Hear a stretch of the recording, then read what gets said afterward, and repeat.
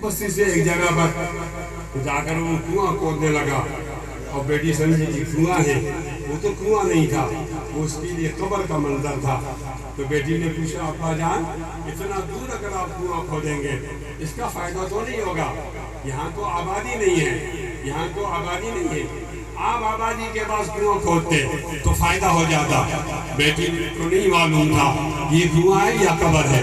वो कभी कभी क्या कर दी, वो बाप का पसीना पूछती अपनी चादर से, दुपट्टे से, कभी बाप के हाथ दबाती, आप थक गए हो, कभी बाप के पाँव दबाती, ताउन कर दी, बाप पानी मांगता पानी पिलाती।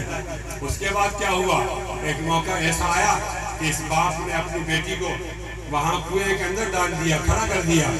बेटी इसको मजाक समझने लगी, कहा अब्बा जान आप मजाक करते हो, कोई बाप अपनी बेटी के साथ मजाक तो नहीं करता, ये कौन सा मजाक है अब्बा, आप कौन सा मजाक मेरे साथ करते हो।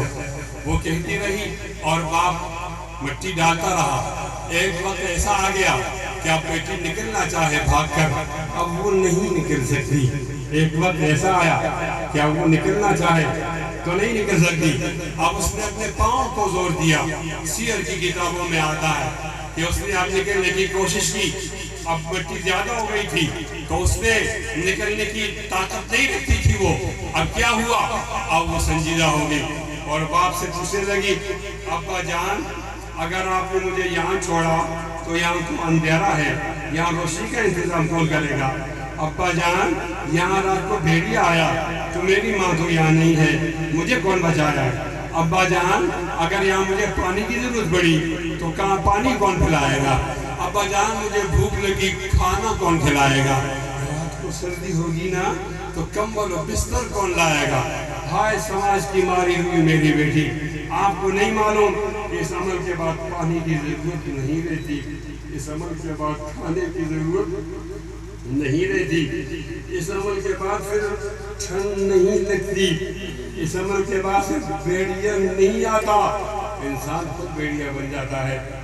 उनकी आंखों की काली में सफेदी आ जाती है, शर्म हया खत्म हो जाता है, शफ़क़तों का जनाजा निकल आता है, इंसानियत हैवानियत में तब्दील हो जाती है, सिफाते मलकूती सिफाते बहाई में तब्दील हो जाती है। वो चलने वाला दो पाँव पे इंसान लगता है, हकीकत में वो इंसान नहीं होता। आप बेटी कह रही, अब्बा जान मुझे कपड़ा कौन देगा, अब्बा जान मुझे खाना कौन देगा, अब्बा जान मुझे बिस्तर कौन देगा, अब्बा जान मुझे पानी कौन पिलाएगा, अब्बा जान मुझे दरिंदों से कौन बचाएगा, मेरी अशरफियत में मानूसियत कौन पैदा करेगा।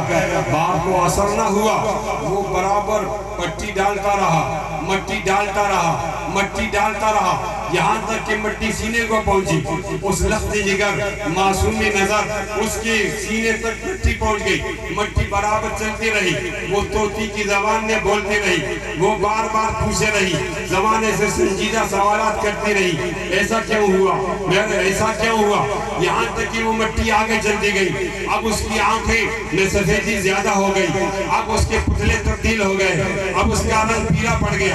अब उसने ये कहना शुरू कर दिया, हाँ अब्बा जान आप मुझे मारना चाहते हो। कोई बाप अपने बाप बेटी को नहीं मारता, बेटी का कोई गुनाह नहीं होता, लेकिन ये तो बता दीजिए आप मुझे मारते हो तो मेरा गुनाह भी तो बता दीजिए, मेरा गुनाह क्या है, मेरा गुनाह क्या है। नहीं आया फर्क, नहीं आया फर्क बाप पे। वो बराबर मट्टी डालता रहा, वो बराबर मट्टी डालता रहा, मट्टी डालता रहा।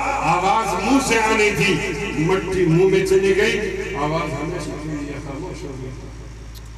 आज पुरानी मुझे उस मंजर की शिकायत कर रहा, इज़ा शम्स कुविरत व इज़ा नुजूम कदरत व इज़ा जिबाल सुय्यरत व इज़ा इशार मुतिरत व इज़ा रुहूस हुजिरत व इज़ा बिहार सुजिरत व इज़ा नुफूस जुबिरत व इज़ा मऊदत सुइलत बिअय्यि ज़ंबिन, किस गुनाह के अंदर मारी गई है। वो सवाल भी आज बनी नो इंसान पर वो सवाल बाकी है, कर्ज है, जवाब नहीं दे सका।